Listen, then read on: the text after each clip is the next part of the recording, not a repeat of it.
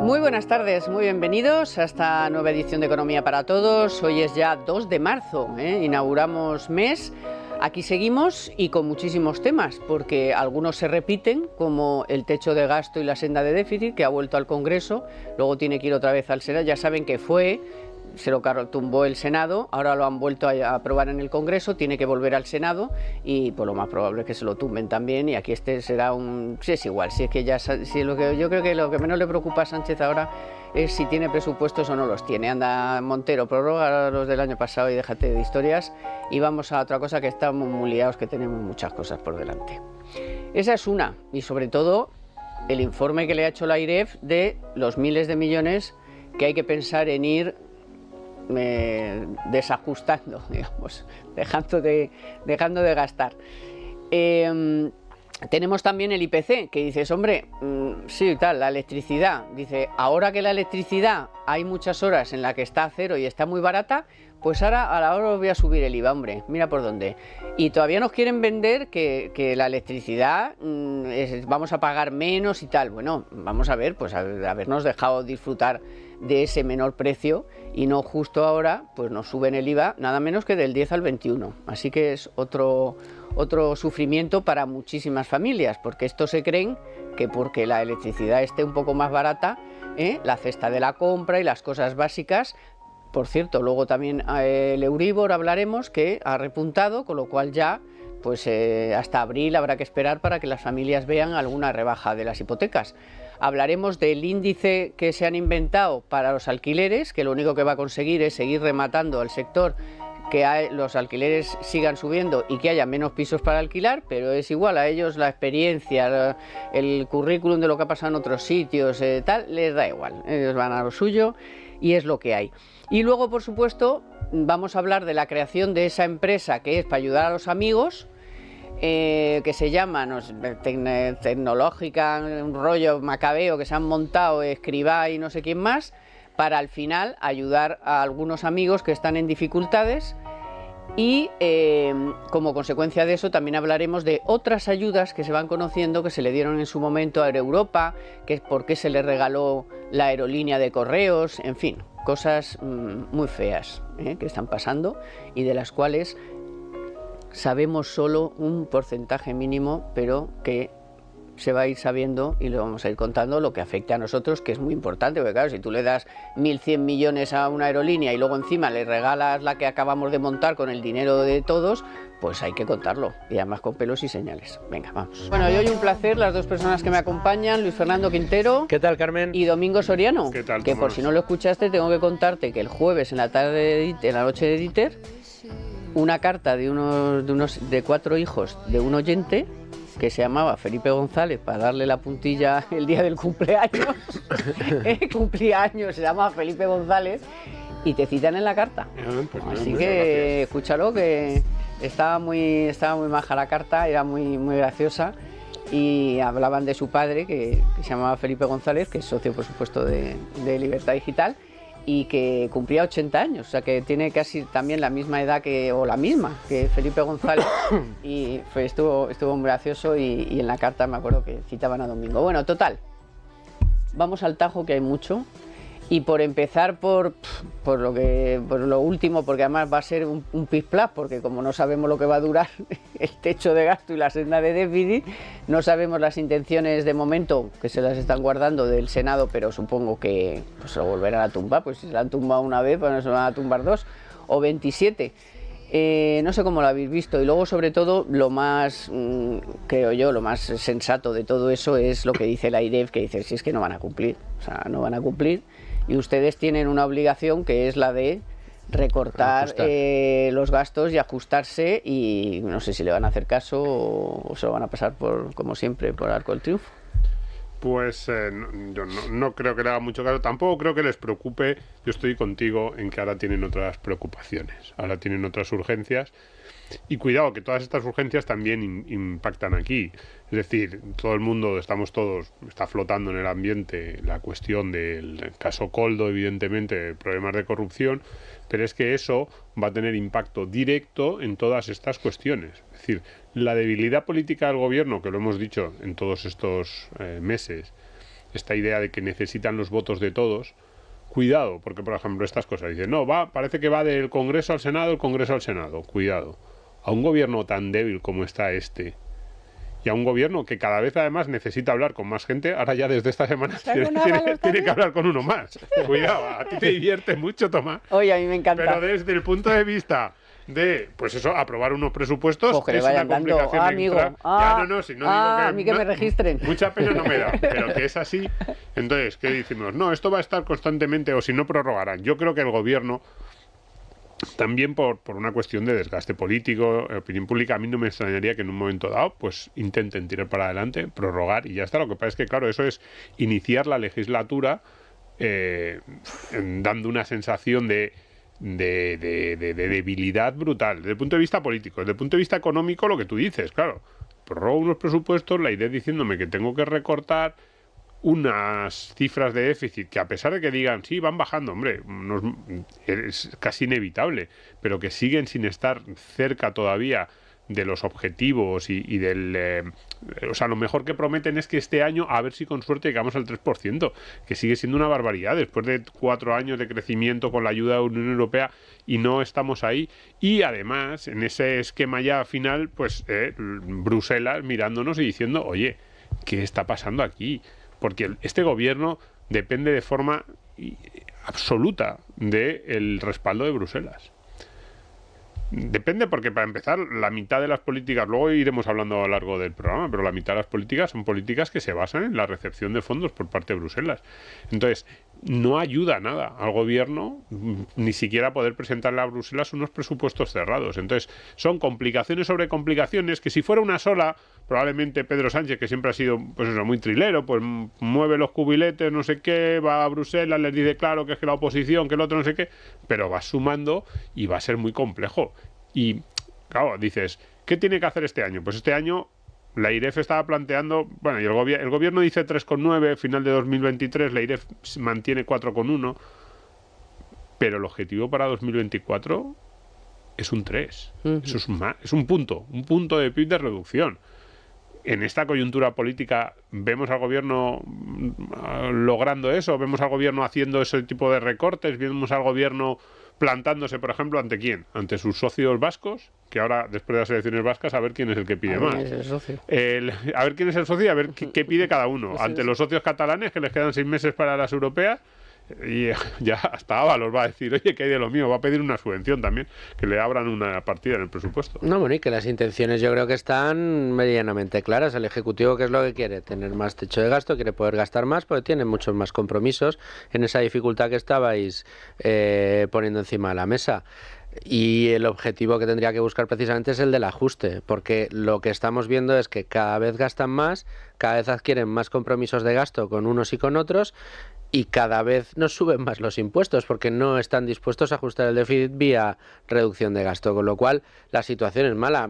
A ver, egoístamente yo pienso, oye, todo lo que sea prorrogar el presupuesto y evitar que incrementen el gasto, al menos desde un punto de vista formal, bueno, pues casi lo prefiero, ¿no? Pero la verdad es que el horizonte no es bueno para el Ejecutivo, y si se sale con la suya, menos bueno para España. Van a jugar la carta del chantaje. O sea, yo creo que ahora vamos a ver en un par de meses la carta de cuánto... Como no me aprobéis esto, no vais a ver un duro. Sobre todo para ayuntamientos y comunidades. Claro, para las comunidades. Claro, ya, que están todos en manos del PP, y lo que van a decir es, como no me deis lo que yo quiero, como no me dejéis pasar el techo de gasto, vuestros ayuntamientos y vuestras comunidades van a tener mucho menos dinero para gastar, y lo vais a sufrir vosotros. Pero esa amenaza ya sí, se la hizo en la anterior. Pero van a apretar esa... Esta también lo ha dicho ya Moncero. Claro, pero ¿cuánto puedes? O sea, pero ¿cuánto? Quiero decir, esto de no os voy a dar dinero, bueno, ¿eso cuánto es? Una décima. No, claro, o que tenéis que llegar a déficit cero. El Ministerio de Hacienda tiene bastante poder para Pero decir... había una décima de diferencia entre aprobarlo o no aprobarlo. Sí. Os meto la anterior era una décima. Claro. Sí, pero también, bueno, la financiación autonómica, cómo hagas el cálculo, las liquidaciones de los años previos... yo creo que tiene más armas de las que parece un ministro de Hacienda que quiera hacerle la puñeta a los ayuntamientos y comunidades autónomas, y yo creo que van a jugar esa baza. Y también, a ver, más allá del cuánto sea, el arma retórica va a estar ahí. Me aprobaron el techo de gasto, o sea, quiero decir, es lógico que vayan a tratar de jugar esa baza. Pero el problema es que Montero, vamos a ver cómo sale de esta también, ¿eh? Sí, es que es todo, por eso porque digo que... si estabas investigando desde hace año y medio más las cuentas de estos tíos, ¿a quién se lo decías? Claro. ¿A nadie? Entonces, bueno, aquí es que como está todo empastelado... Es que por eso digo que todas estas cosas... Las amenazas y todas esas cosas, con cuidado, porque a ver cómo acabas tú, la primera, y cómo acaba la legislatura y cuándo, porque esa es otra. Porque... No, ¿y cómo vas a Bruselas tú con esto? Es decir, tú ahora a Bruselas le dices, ábreme el nuevo paquete de los fondos. Ahora que si los préstamos. Que si no, no te preocupes que estoy cumpliendo los objetivos. Bruselas te dice, no estás cumpliendo los objetivos. Y Bruselas te dice, oye, para desatascar el nuevo paquete de ayudas, me tienes que presentar pues unos presupuestos, me tienes que decir que los objetivos que tú y yo hemos pactado de reformas y de control de las cuentas públicas están en marcha. ¿Qué objetivos le vas a vender tú a Bruselas si ni siquiera puedes aprobar el techo de gasto? ¿Y qué mayoría le vas a vender para decirle, no, te voy a aprobar una reforma de lo que sea, la más pequeña del mundo? ¿Cuándo? ¿Cómo lo vas a aprobar? Los hitos, cómo mejora la digitalización, todo sobre este tipo todo de porque, cosas. por ejemplo, para Junts, que le da, o sea, a Junts le da igual si hay presupuesto o no, o sea, le importa que la legislatura no muera, pero es que antes de ayer les votó a favor la reprobación de Marlaska, o sea, los de Junts, o sea, te quiero decir que es que le tienen agobiado por todos los lados. Entonces vamos a ver, porque lo de la resistencia de Sánchez, pues como todas las resistencias también tiene un límite, o sea, si tú estás tirando, muy bien, vas tirando, vas aguantando, pero llega un momento en el que y más con lo que está sucediendo ahora mismo, que esto no se lo esperaban, no estaba en el cuadro, en el Excel no estaba. Entonces, pues esto ya la resistencia cede más. Sí, no, y la situación que atraviesa que hay. Y la situación que atraviesa es de gran debilidad. Por eso la aprobación del techo de gasto, bueno, se antoja eso, lo que dices tú, bueno, pues a ver en qué termina la cosa, si se lo terminan de tirar o no, y si no, prorrogarán, porque los problemas que tiene encima de la mesa ahora mismo para Sánchez son más prioritarios. Sí. Bueno, y los problemas para los españoles, aparte de estar dándose cuenta de a qué se ha dedicado mucha parte del dinero de sus impuestos, que es a que se lo lleven unos sinvergüenzas, aparte de eso, sigue sufriendo porque aunque la inflación haya bajado puntualmente, o sea, o se haya moderado puntualmente, mejor dicho, por los precios de la electricidad, la cesta de la compra, las cosas que le importan a la gente, los tipos de interés no van a bajar próximamente, con lo cual la hipoteca tal, los alquileres siguen siendo caros. Esta es la vida diaria de la gente. Entonces, pues la resistencia de Sánchez será enorme, los problemas enormes, pero la gente sigue teniendo sus propios problemas, que son estos. Es más, como la subyacente sigue ahí obstinada, pues ya está claro que los tipos de interés no van a bajar ahora en marzo como se pensaba, sino que se retrasa, con lo cual pues los créditos que la gente está pagando, las hipotecas, las empresas, el endeudamiento propio del sector público, que también le cuesta más caro lo que tiene que emitir, en fin, que el momento es complicaete. También económicamente para las familias sigue siendo complicaete. Es complicado y si me apuras por algo que no suele entrar nunca en la ecuación, que es la expectativa que había para este año sobre la que han trabajado su mensaje desde el gobierno desde el primer momento. Todo lo que han ido haciendo es: no os preocupéis, que han subido los alimentos, no os preocupéis, si los tipos van a bajar, la inflación ya ha terminado, estamos fuertes, estamos creciendo, tenemos unas cifras de empleos, y todavía esta semana pasada Sánchez, en las pocas ocasiones en las que ha tenido una intervención pública, ha presumido que la economía española va fenomenal, y lo que hemos visto es que el ahorro de los españoles se ha agotado por completo, que seguimos sufriendo una inflación muy fuerte, que cada vez tenemos que gastar más para poder llenar la cesta de la compra, para podernos calentar, y ahora, aunque la luz no se hubiera bajado, como van a volver a poner el IVA en el 21%, pues tampoco notaremos la bajada. Y efectivamente, la expectativa que decía y todo el mundo certificaba que íbamos a tener hasta 6-7 bajadas de tipos de interés durante este año, o casualidad, mira, no se había reducido apenas la masa monetaria y el resultado es que la inflación no termina de corregirse. A ver, que esto es de cajón. Si entendemos la inflación como un fenómeno monetario, algunos desde esta casa lo venimos advirtiendo durante mucho tiempo. Pero es que la inflación va a tardar en drenarse, y esas bajadas de tipos de interés constantes y continuas hasta llegar a los umbrales del 1 o el 2% es un escenario que muchos ven, que quieren ver, pero que yo no sé cuándo va a llegar. Desde luego parece que este año, y de momento antes del verano, desde luego no. Bueno, de momento, pues para todos os voy a dar un consejo que es interesante siempre para hacer la compra. La compra diaria.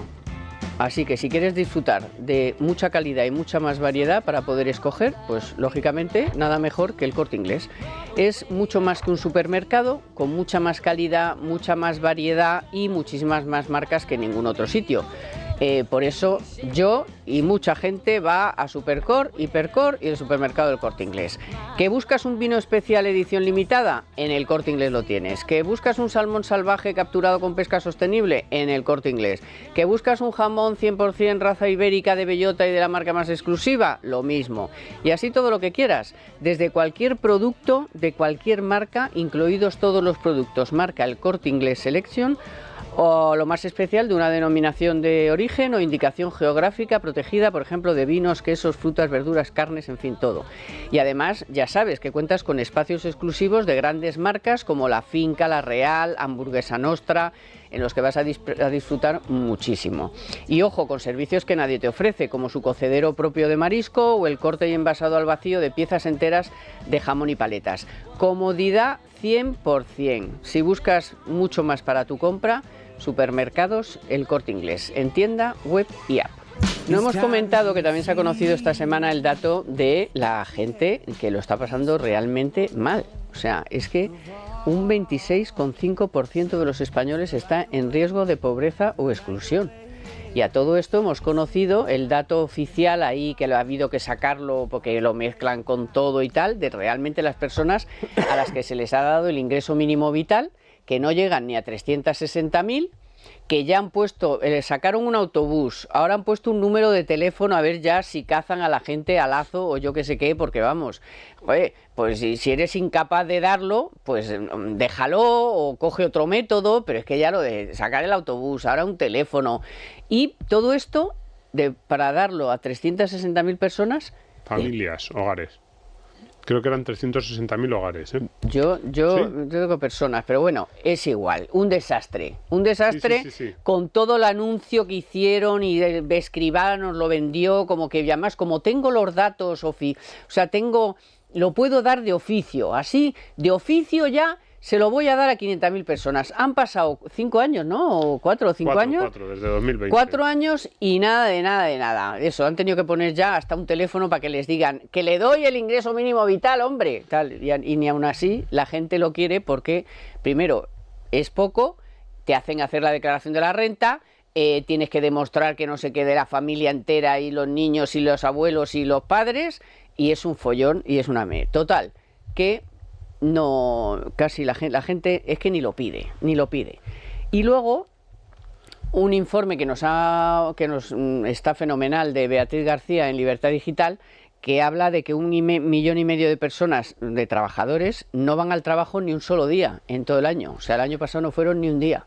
Sí, el absentismo laboral somos campeones. El absentismo laboral es una cosa, tanto que el coste es el mismo que el de las pensiones. Supongo que es lo del mes. O sea, en un mes, si un mes cuestan las pensiones 12.000 y pico millones, el coste del absentismo en España es similar. Es de 12.000 y pico. O sea, es alucinante.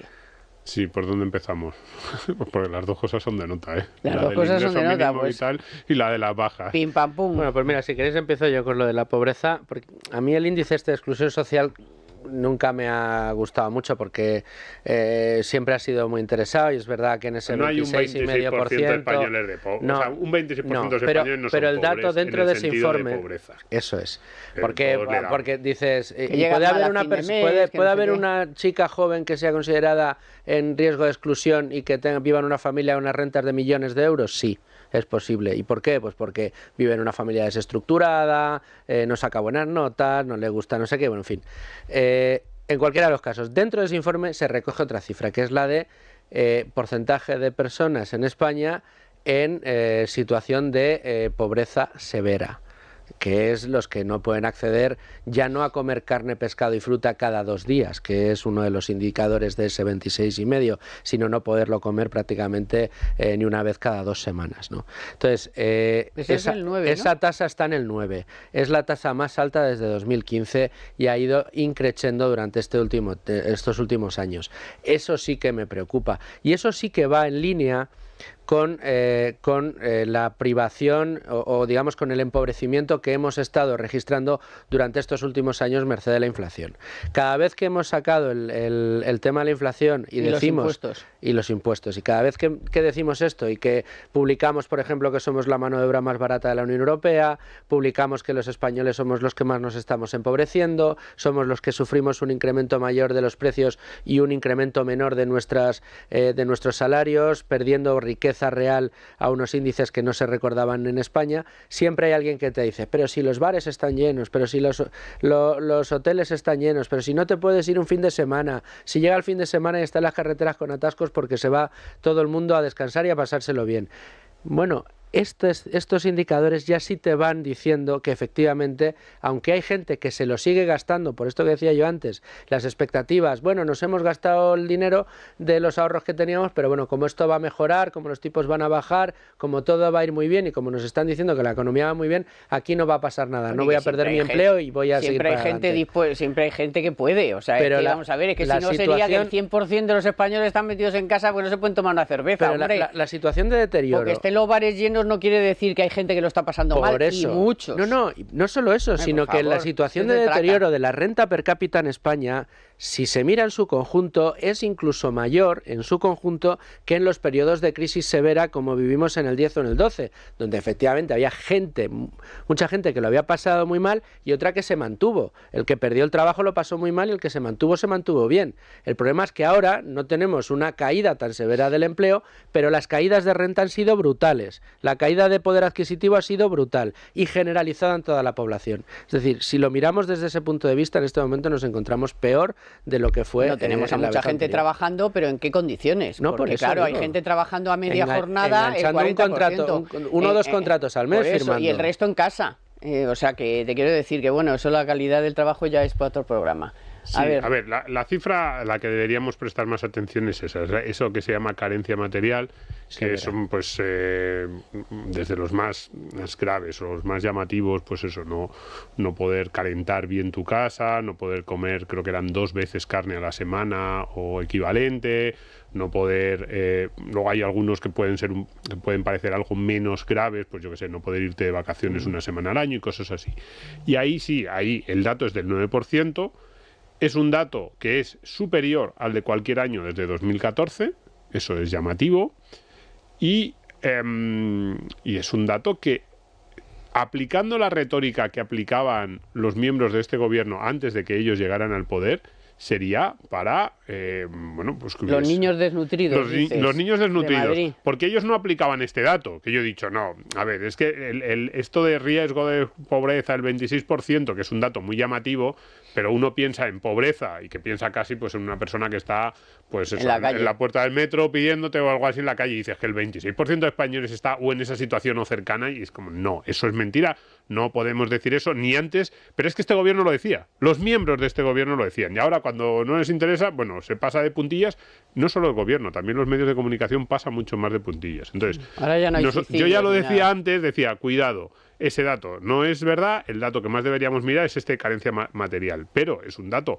que es alto, que el 9% de los españoles tengan esos, normalmente se incluye que hayan 2 indicadores de esos que hemos dicho, sigue siendo muy elevado, en otros países de Europa llama la atención, dicen, ¿cómo puede ser que en un país como España tengáis esas cifras? Y además lo que decía, es el dato más alto desde 2014, es decir, el escudo social, no está funcionando especialmente bien. Y bueno, pues un gobierno que establece como máxima prioridad esa, porque a lo mejor podría decir al gobierno, no, pues vamos a crecer menos, o si ahora damos datos de que la economía no acaba de arrancar, podría decir al gobierno, no, es que yo estoy dispuesto a que haya algo menos de crecimiento a cambio de hacer una recuperación más equilibrada entre todos. Pues dices, pues no, tampoco. No sé, o sea, lo del crecimiento no, pero es que lo del equilibrio y lo de que no dejar a nadie atrás, tampoco. Bueno, pues precisamente os lo vais mirando, porque de eso de no vamos a dejar a nadie atrás y son incapaces de dar ni el ingreso mínimo vital, vamos a hablar. Pero ahora, después de que de la mano de Banco Santander hablemos con una mujer del Día de la Mujer, que es la semana que viene ya. Porque efectivamente todo el mundo lo sabe, el 8, que es viernes, 8 de marzo, es el Día de la Mujer.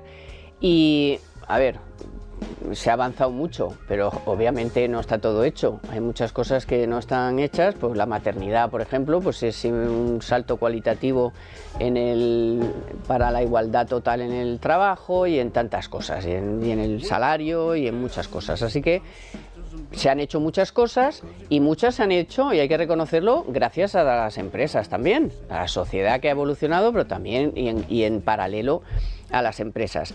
Banco Santander, ¿qué ha hecho? Pues ha conseguido posicionarse como una de las compañías que más esfuerzos dedica a este asunto. De hecho, la entidad cuenta con iniciativas y programas que buscan que la representación de las mujeres sea más equitativa, tanto dentro de su organización como en la sociedad en general. Uno de ellos es Santander Reencuentra, que está dirigido a dar una oportunidad a mujeres que salieron del mercado laboral, por ejemplo, por lo que yo acabo de decir, pues por la maternidad, se dedicaron a cuidar los hijos, salieron del mercado laboral y ahora quieren volver.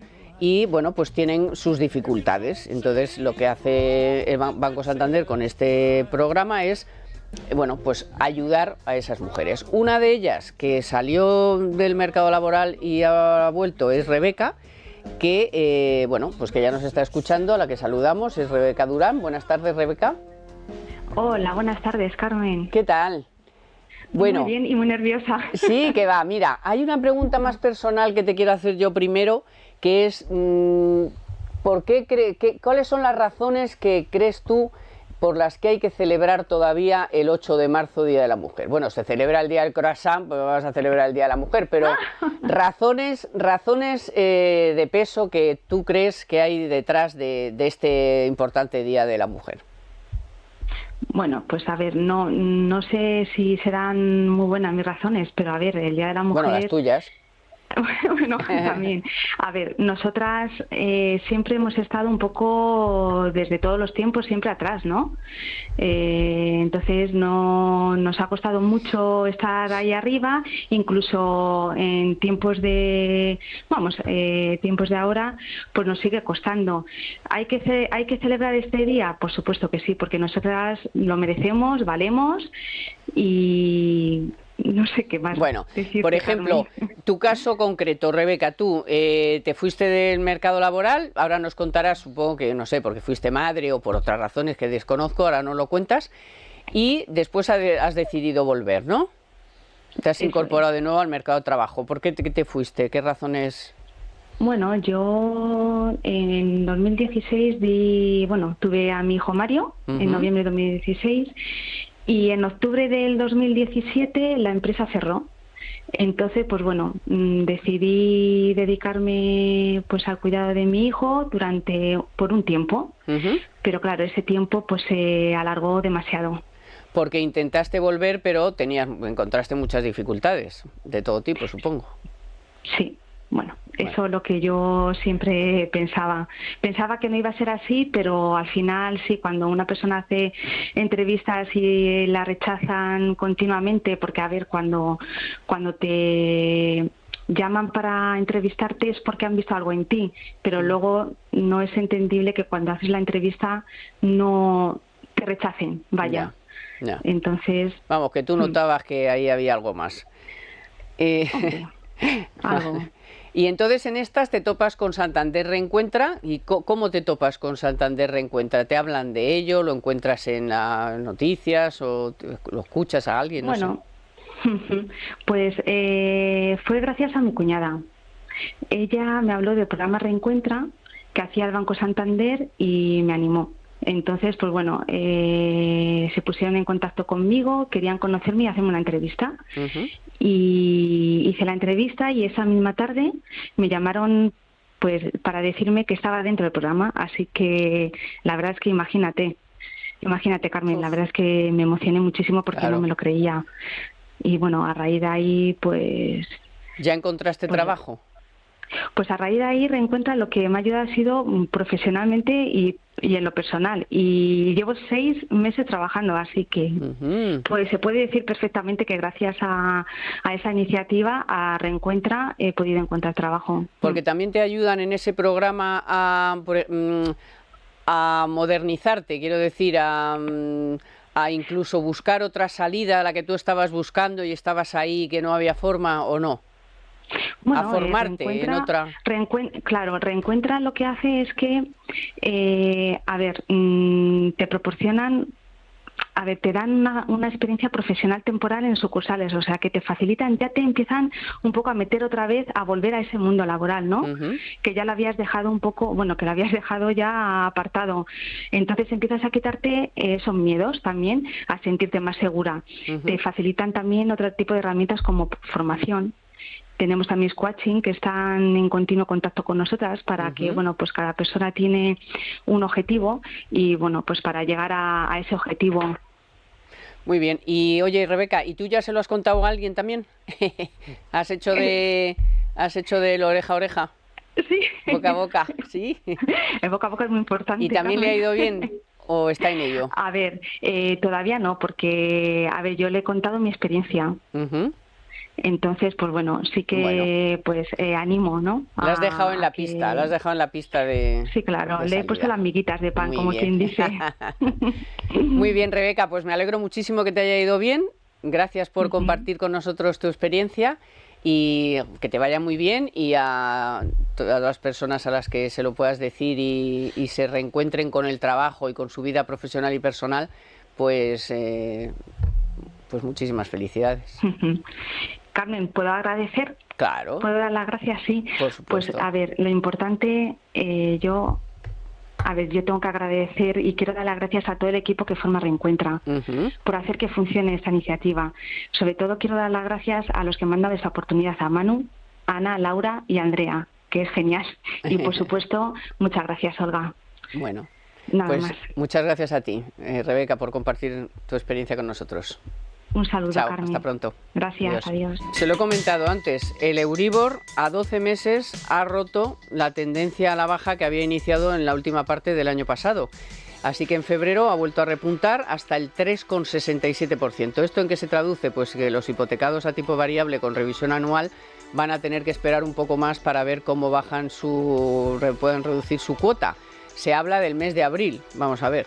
El descenso del Euribor comenzó, como saben, en diciembre del año pasado, que experimentó una bajada notable. En enero se confirmó la tendencia a la baja, pero en febrero ha cambiado esa tendencia, así que aquí estaremos para contarles qué es lo que va sucediendo, porque había una expectativa de bajadas y sin embargo pues se ha truncado también en el Euribor, como es lógico. Bueno, os he visto estudiar mucho y bien, así que vais a ser muy breves con el tema del ingreso mínimo vital, porque tenemos por delante todo el asunto Europa, Globalia, Instituto de Empresa, la empresa aerolínea de correos, en fin, todo cosas, perlitas. La SEPI tecnológica. La SEPI tecnológica para ayudar a los amiguetes, en fin. Perlas. Así que, ¿cómo veis lo de que de verdad ya tengan, ya ni con el autobús, ni con el 0, no sé qué número es, la gente pida el ingreso mínimo vital? ¿Qué desastre es ese? Sí, muchas cosas. La primera es que habían dicho 850.000 hogares, han quedado en 375.000.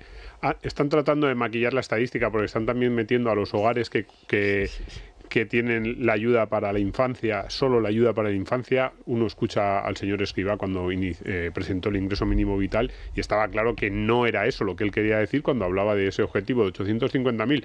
Que cuidado, podríamos pensar que es buena noticia que no haya tantas personas que pidan ese ingreso mínimo vital si la realidad fuera que no lo piden porque están en mejor situación. Pero no es esa. Pero el propio gobierno reconoce que es que no están sabiendo llegar a muchos de los beneficiarios. Y ahí vamos, y muy rápido, con lo que decíamos antes de las personas pobreza, exclusión social.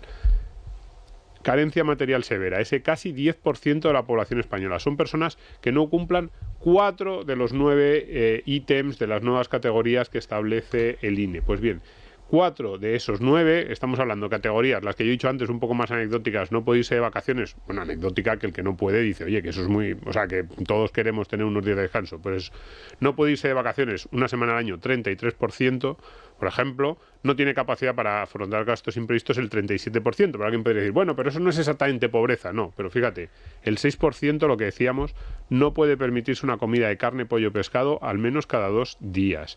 El 20% de los españoles declaran que no puede permitirse mantener la vivienda con temperatura adecuada.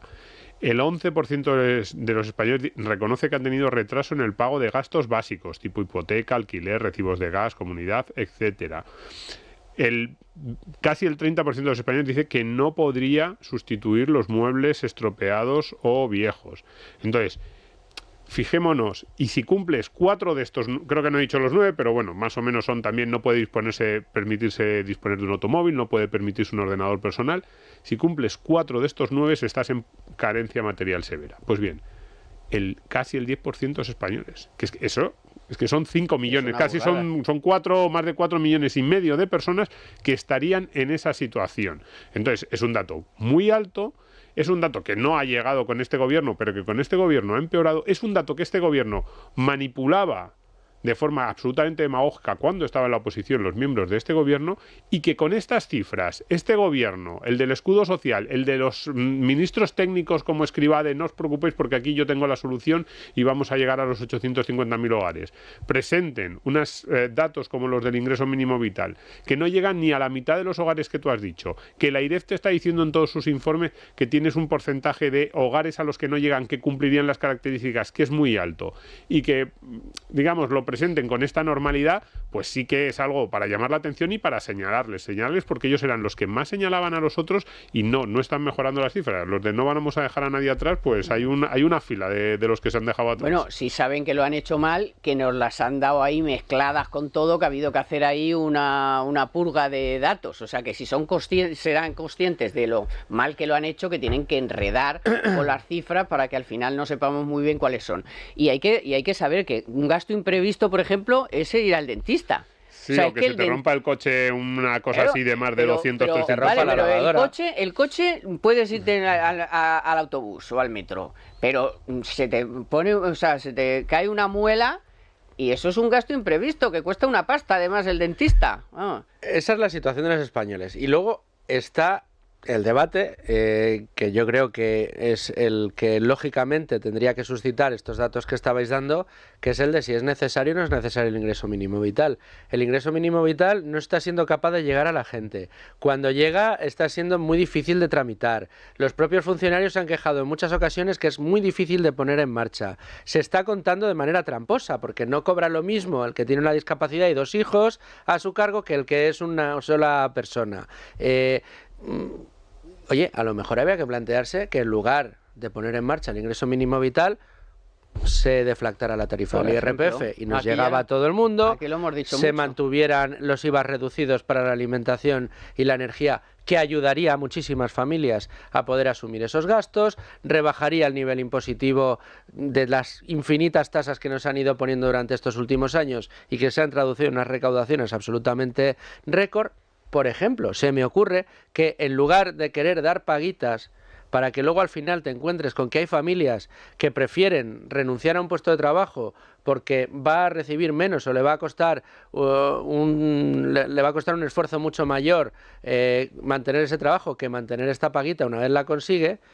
Oye, es que es desincentivadora desde todo punto y además ineficaz. O sea, y los expertos deberíamos quitarla al ministro desde el principio que estaba mal diseñado, que era demasiado complejo.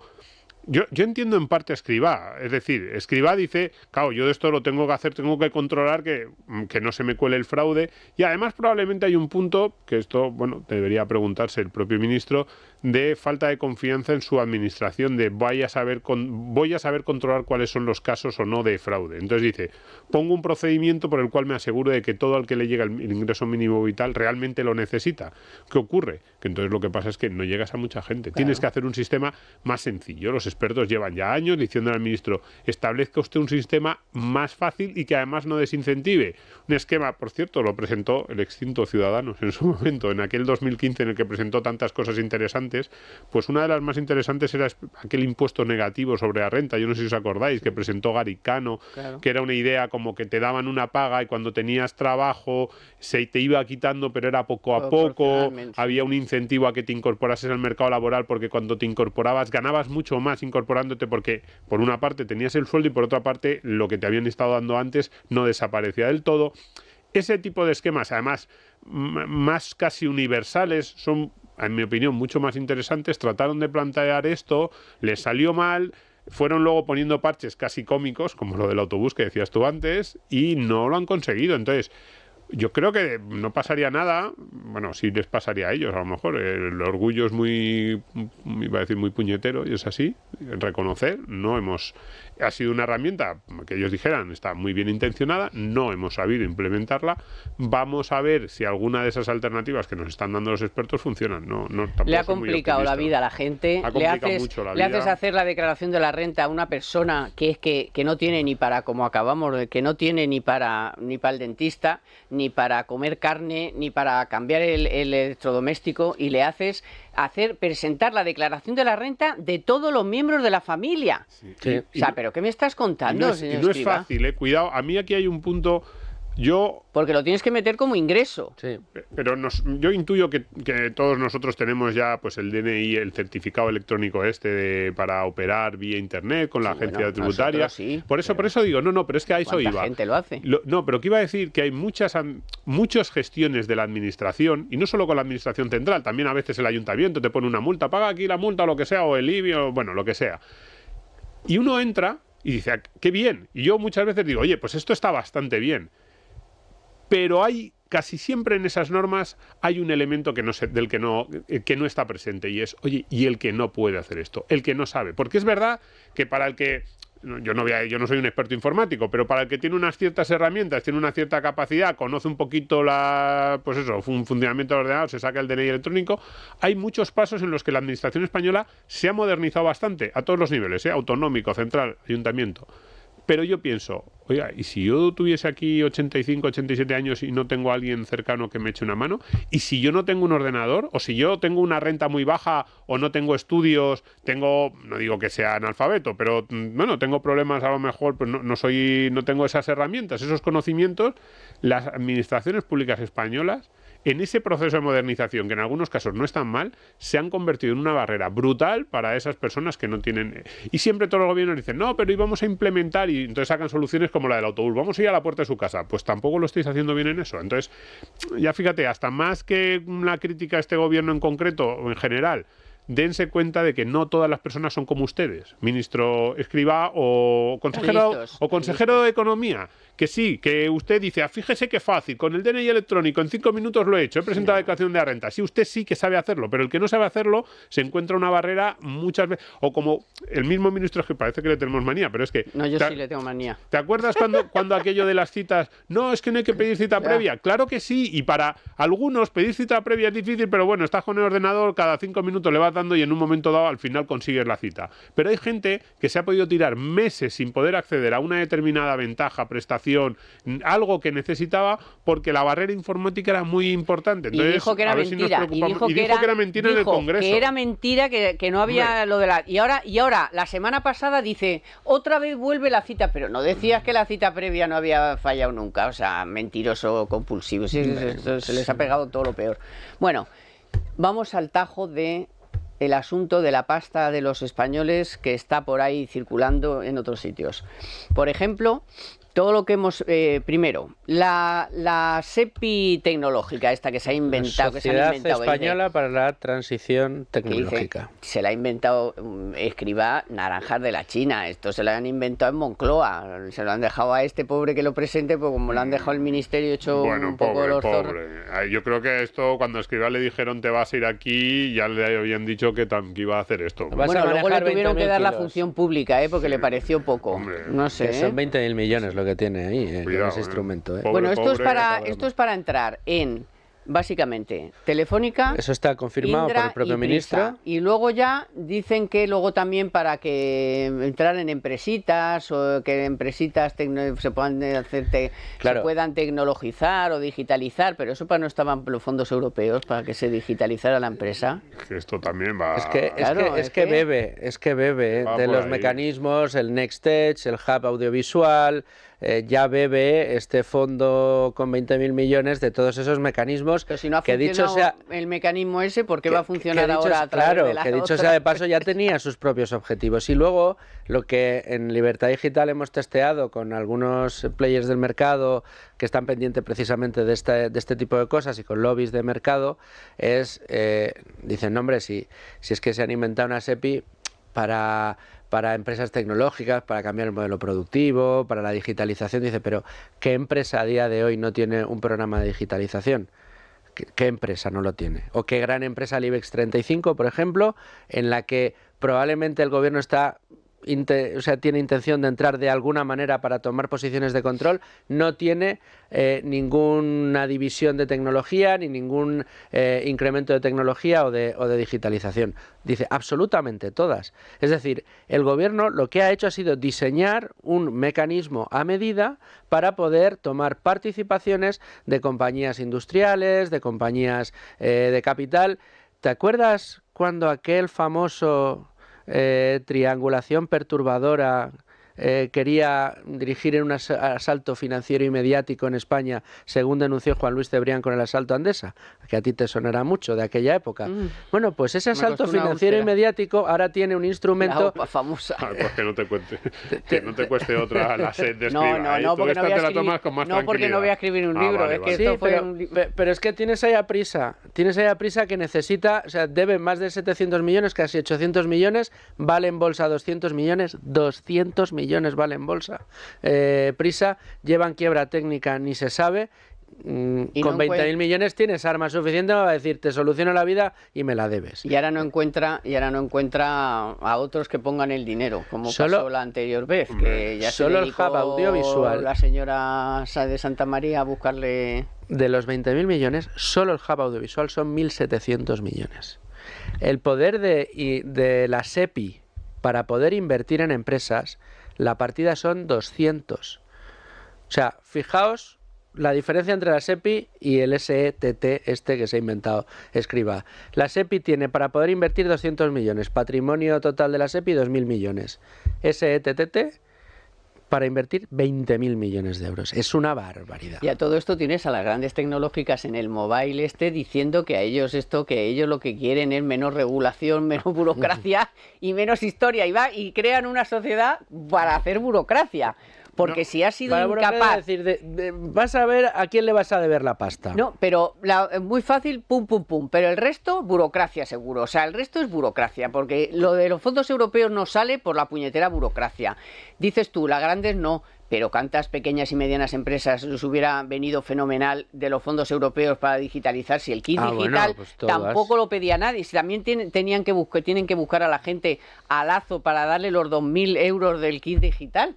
Si es que son un puñetero desastre. Entonces, esta empresa es poner más burocracia sobre más burocracia. De hecho, ya te digo, los 4 grandes dijeron el otro día en el mobile que nosotros no queremos burocracia, queremos que nos dejen competir y que abran al revés, o sea, todo lo contrario de lo que estaba en ese momento anunciando el gobierno. No, pero cuidado, lo que está diciendo Luis es muy importante, ¿eh? O sea, hay así, pero lo que quieren es tener dinero para repartir y para... Eso sí, una vez cerrados sus 3 operaciones o 4 que necesiten. Una red de favores. Y es lógico, a ver, es que es contradictorio. Las nuevas empresas, y dices, los grandes tecnológicas, pues claro que una empresa con un mínimo peso en el sector tecnológico y que quiere hacer cosas, no quiere tener que pasar por el aro que le pida el gobierno de turno para que desde los 20.000 millones, ¿cuánto van a tocar? 200, 300, 500.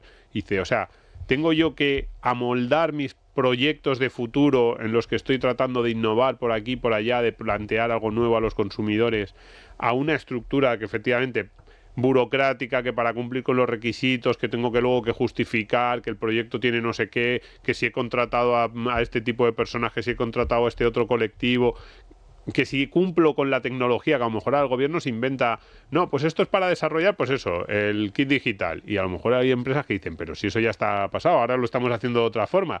No, pero es que como esto está para eso, tú tienes que hacerlo de la forma en la que está descrito en la convocatoria. Entonces, pues no, es lógico, y además es que no iba a funcionar. Es que este tipo de proyectos solo hay dos posibilidades, o que sean un mal gasto de dinero, y lo digo así, o sea, estos anuncios son o tirar el dinero en pagarle a gente porque haga algo que ya iba a hacer, ahí estoy muy con Luis cuando dices, pues es que ¿quién no tiene esto ya? O directamente, que es lo que se intuye, por lo menos una parte, va a ser para pagar favores, crear redes de empresarios que te lo deben a ti, y tomar el control de empresas estratégicas, claro, por eso digo, al final generar... Y como ahora no hay un pizarro que monte un pollo... Y va a haber... Fíjate, pero es que porque ha salido a lo largo de la conversación, aunque es más de tertulia política, ha salido el caso Mascarillas, caso Koldo, todo lo que ha ocurrido en los últimos días. Pero es que esto tiene muchas implicaciones aquí. Es decir, a mí este tipo de proyectos no me gustan en ningún caso. Aunque lo haga el gobierno que más o el ministro de Economía del que yo más me fío, le diría a ese ministro de Economía, estás pecando de la clásica fatal arrogancia del que se cree que él va a saber cuál va a ser la tecnología ganadora, qué tipo de empresa necesita las ayudas o cuáles son los sectores en los que hay que invertir. Eso se lo diría al ministro del que más te fíes.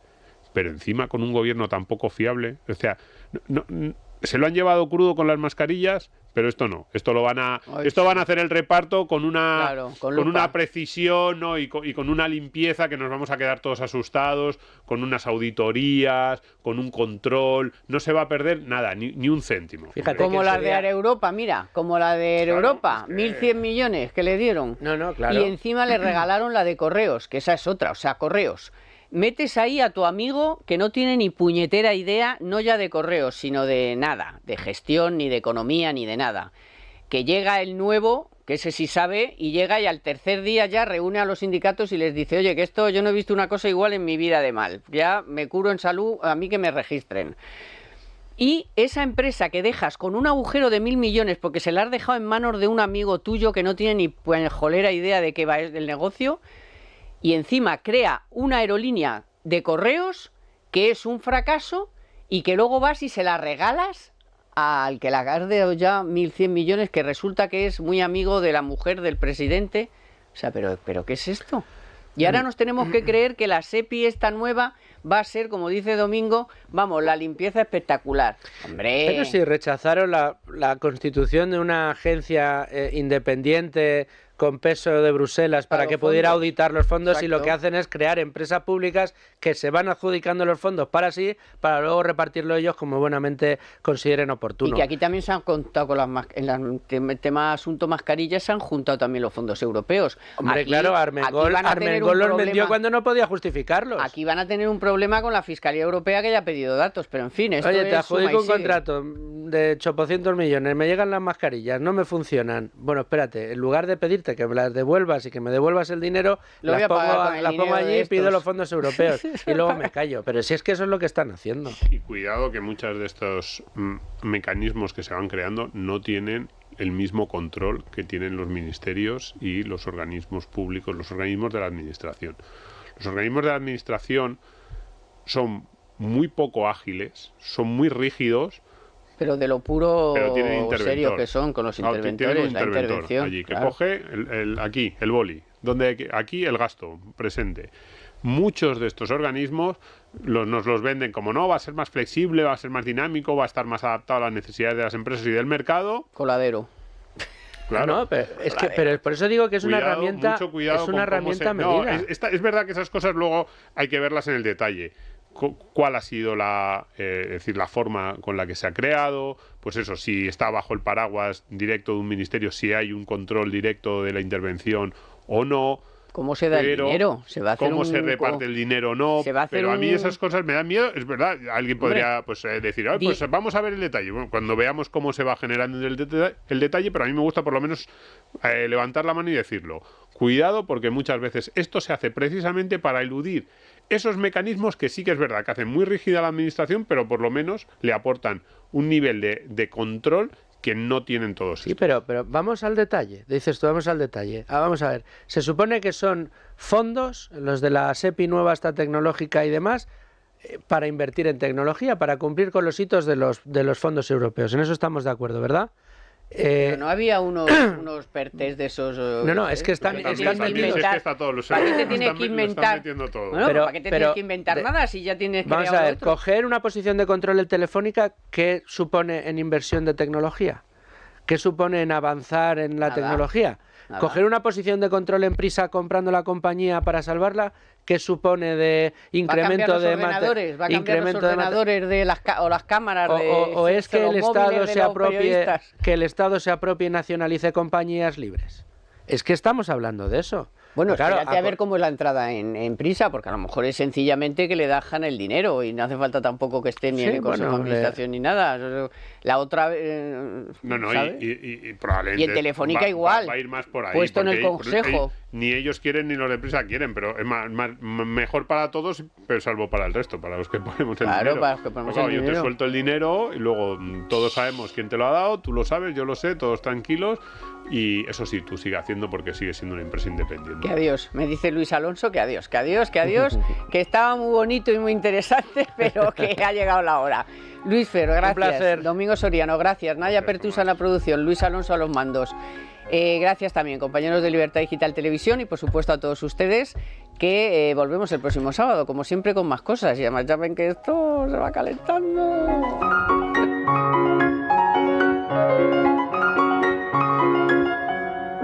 Economía para todos con Carmen Tomás.